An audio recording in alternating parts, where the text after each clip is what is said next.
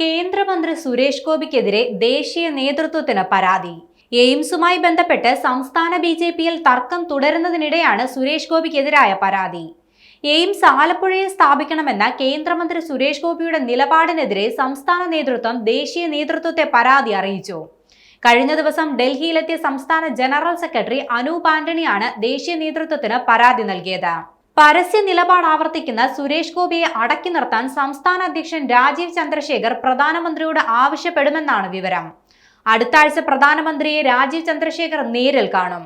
BJP സംസ്ഥാന കമ്മിറ്റിയിൽ പങ്കെടുക്കാൻ ഈ മാസം 27-ന് കൊല്ലത്തെത്തുന്ന ദേശീയ അധ്യക്ഷനും കേന്ദ്ര ആരോഗ്യമന്ത്രി കൂടിയായ ജെ.പി. നദ്ദ എയിംസിന്റെ കാര്യത്തിൽ ദേശീയ നേതൃത്വത്തിന്റെ അന്തിമ നിലപാട് വ്യക്തമാക്കും. എയിംസുമായി ബന്ധപ്പെട്ട് ബി.ജെ.പിയിൽ കഴിഞ്ഞ കുറെ കാലമായി തർക്കം നിലനിൽക്കുന്നുണ്ട്. ബി.ജെ.പിയിലെ പല നിയമസഭാ സ്ഥാനാർത്ഥികൾക്കും അവരുടെ പ്രകടന പത്രികയിൽ എയിംസ് മണ്ഡലങ്ങളിൽ കൊണ്ടുവരുമെന്ന് വാഗ്ദാനം ചെയ്ത് തിരഞ്ഞെടുപ്പ് പ്രചരണങ്ങൾ നടത്തിയിരുന്നു.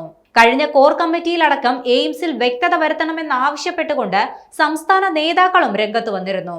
അതേസമയം സംസ്ഥാന സർക്കാർ എയിംസ് കോഴിക്കോട് സ്ഥാപിക്കണമെന്നാണ് ആവശ്യപ്പെട്ടിരിക്കുന്നത്. ഒരുപക്ഷെ ഈ ആവശ്യത്തിനായിരിക്കും മുൻതൂക്കം ലഭിക്കുക. എയിംസിനായി സംസ്ഥാന സർക്കാർ കിനാലൂരിൽ 200 ഏക്കർ സ്ഥലമാണ് ഏറ്റെടുത്തിരിക്കുന്നത്.